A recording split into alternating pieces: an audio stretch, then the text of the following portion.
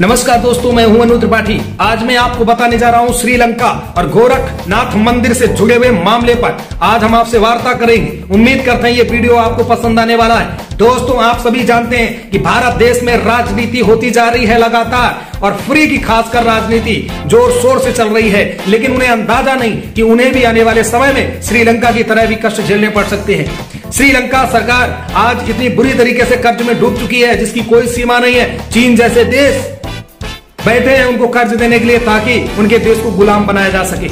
आने वाले समय में कहीं ऐसा भारत में ना हो जाए।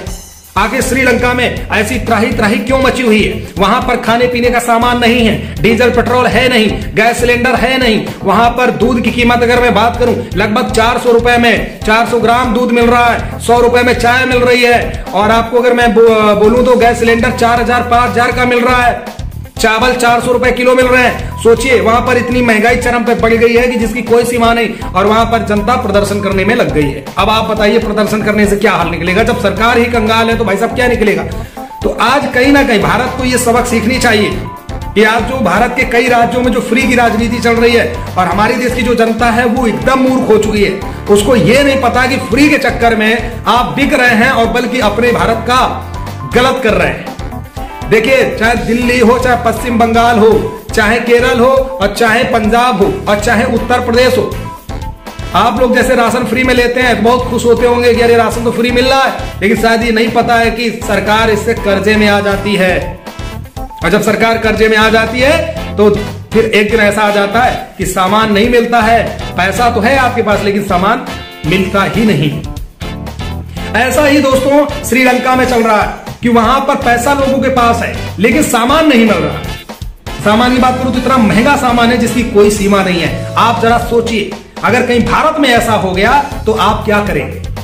बंगाल जैसे, पश्चिम बंगाल की मैं अगर बात करूं तो वहां पर लाखों अरबों के हिसाब से कर्ज है पश्चिम बंगाल पर। पंजाब में 3 लाख कुछ है, और अन्य राज्यों की बात करूं तो कहीं 4 लाख है, कहीं 5 लाख है, कहीं कुछ है। इस तरह से वहां की राजनीतियां चल रही हैं। आप सोचिए, जो श्रीलंका जो आबादी है और एक देश है, वहां पर सरकार के ऊपर जितना कर्ज है उतना कर्ज खाली पश्चिम बंगाल में। आप जरा सोचिए, जब यहाँ के एक राज्य पर इतना कर्ज है, वहां एक देश पे, जरा सोचो आने वाले समय में उस राज्य का क्या होगा। लेकिन आप लोग नहीं समझेंगे, आप लोग फ्री की सेवाएं लेना चाहते हैं। ऐसे दिल्ली में अरविंद केजरीवाल को क्या फर्क पड़ता है? वो तो कुछ भी फ्री बोल देंगे, क्योंकि उनको क्या, केंद्र सरकार जितना भी सरकारें देती है वो सब केंद्र से लेते हैं। ध्यान रखना, ये कभी मत सोचना कि ये पैसा बनाते हैं या ये पैसे खर्च करते हैं। कोई नेता पैसा नहीं खर्च करता है, सब केंद्र से ही पैसा आता है और केंद्र से ही ये लोग कर्ज लेते हैं। जैसे मान लो आपको वाईफाई फ्री दे दिया, बस यात्रा फ्री दे दी, बिजली फ्री दे दी, बाहर जाने कितने तमाम चीजें फ्री दे दी। ये सब केंद्र सरकार का ही माल है। ध्यान रखना जीवन में, अगर आपको ना पता हो तो। लेकिन नहीं समझते हो, आप लोग राजनीति करने में लग जाते हो और वोट डाल आते हो लालच में। उससे क्या होता है? आपका नुकसान। भारत में डीजल पेट्रोल अगर 5 रुपए 10 रुपए महंगा हो जाता है तो लोग कहते हैं अरे भैया बड़ा महंगा हो गया। लेकिन आप लोग ये नहीं सोचते हैं कि जो राशन ये फ्री गरीबों में बांटा जा रहा है, भाई सरकार क्या करे? हम ही आप जैसे लोगों से 10-5 रुपए ले करके अगर एक आदमी से लेगी तभी ना वो फ्री में बांट पाएगी। भाई ऐसे तो आप लोग गरीबों की मदद कर नहीं पाओगे। तो सरकार क्या कर रही है? आपसे 10 रुपए कमाती है, वही सरकार गरीबों में दे देती है, दान कर देती है। अब जैसे जो संपत्तियां जब्त कर रही है, क्या कर रही है? वो उन संपत्तियों को जब्त करके गरीबों को ही तो मकान दे रही है, या गरीबों के लिए ही तो काम हो रहा है। और भाई क्या चाहिए आपको? ऐसे बहुत कार्य सरकार करती है, लेकिन सौभाग्य इस बात का है कि उत्तर प्रदेश और केंद्र में सरकार ऐसी है कि वो माइंड और दिमाग लगा करके काम करते हैं, इसलिए आज हम सक्षम हैं। अगर वो भी ऐसी फ्री की राजनीति करते कि फ्री वाईफाई कर देंगे, बस यात्रा फ्री कर देंगे, और हम स्कूल फ्री कर देंगे, सब फ्री कर देंगे, तो भाई साहब फ्री के चक्कर में एक दिन ऐसा आ जाएगा कि सामान यहां नहीं मिलेगा। और जब सामान नहीं मिलेगा तो आपके पास चाहे जितने करोड़पति हो तो क्या पैसा चाटोगे? तो इसलिए ये वीडियो बना रहा हूं कि आप लोग समझने का प्रयास करिए। फ्री की राजनीति पर विश्वास मत करिए। आप अपने तन मन से सोच विचार कर वोट करिए। जो आपके लिए अच्छा सोचता है उसको वोट करिए, और फ्री का करेंगे तो आपका नुकसान ही होगा। तो भैया श्रीलंका में इस समय बहुत ज्यादा त्राही है। 40,000 टन यहां की भारत सरकार ने वहां पे डीजल पेट्रोल भेजा है, चावल वगैरह भेजे हैं। भारत उनकी लगातार मदद करने में लग चुका है। एक भारत ही ऐसा देश है कि दूसरे देश को अगर कर्ज देता है या मदद करता है तो उस पर जोर दबाव नहीं डालता और गुलाम बनाने की कोशिश नहीं करता। वरना जितने देश हैं सब चाहते हैं कि उनसे कर्ज लिया जाए, और जब उनसे आप कर्ज ले लोगे तो वो आने वाले समय में आपको इतना प्रेशर दे देंगे कि आपको मजबूरी में गुलाम बनना पड़ेगा और अपना देश गिरवी रखना पड़ेगा। लेकिन भारत के अंदर एक दिल है, दिल दरिया है, इसलिए भारत को लोग जानते हैं और आने वाले समय में ये भारत एक विश्व गुरु के तौर पर कहलाएगा। आपको पता होना चाहिए, क्योंकि भारत अगर मदद करता है तो दिल से मदद करता है। तो मेरे दोस्तों, उम्मीद करते हैं कि यहां से कुछ ना कुछ तो आपको समझ में आया होगा। जिन लोगों को ना समझ में आ रहा हो और जो आपके आसपास लोग हैं वहां तक ये वीडियो जरूर पहुंचाइएगा। मेरा काम है बताना, बोलना, आपका काम है समझना ना समझना, ये आपके ऊपर मैं छोड़ता हूं, लेकिन ये सोचना पड़ेगा आपको। दूसरा, गोरखनाथ मंदिर पर हमला कर दिया गया।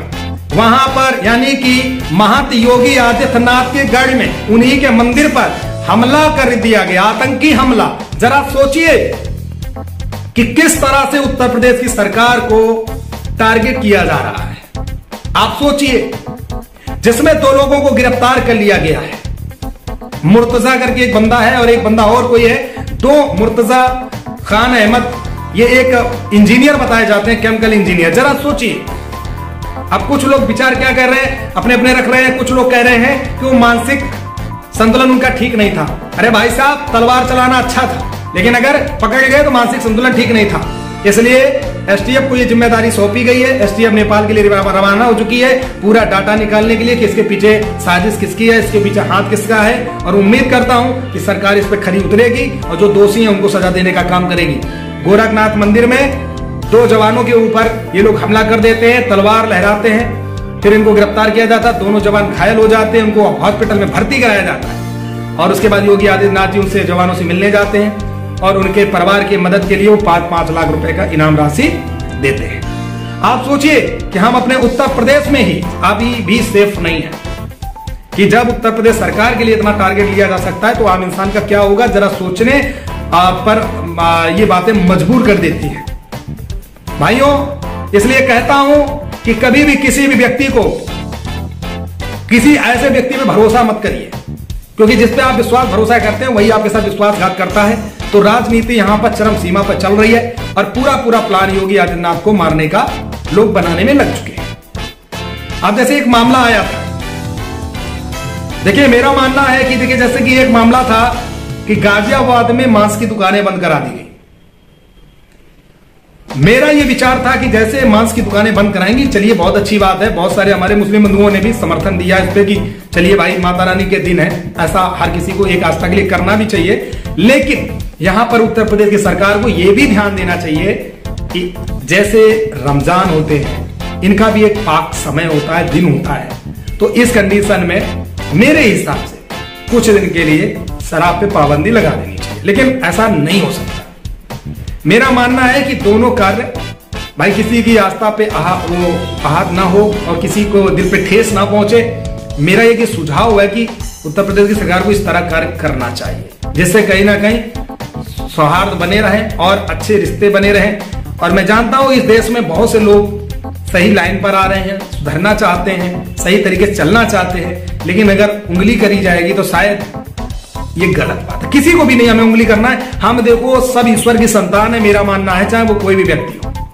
हमें अपने देश के कानूनी व्यवस्था को मानना है, हमें देश के हिसाब से चलना है, संविधान के हिसाब से चलना है, अपनी मर्जी से नहीं चलना है। और वो चाहे कोई व्यक्ति हो जो कानून का उल्लंघन करे, जो देश विरोधी बातें करे, ऐसे लोगों को सरकार तुरंत ठोकने का काम करे, कोई दिक्कत नहीं। लेकिन जो शांतिपूर्वक रहना चाहते हैं उनके लिए मुझे लगता है उन्हें परेशान ना करें तो ही अच्छा है, क्योंकि बहुत देखता हूं मैं दिक्कतें बहुत अक्सर होती रहती हैं और खासकर बीजेपी पार्टी बदनाम हो रही है कि एक पक्ष के लिए गंदी राजनीति चल रही। फिलहाल ऐसा नहीं होना चाहिए, मेरा मानना है। बाकी आप लोगों की क्या राय है कमेंट करके हमें जरूर बताइएगा। उम्मीद करता हूं ये वीडियो पसंद आया होगा। अगर अच्छा लगा हो तो इस वीडियो को शेयर जरूर करिएगा, अपना प्यार भरा कमेंट जरूर करिएगा। धन्यवाद, नमस्कार, जय हिंद, जय भारत, अन्नू त्रिपाठी।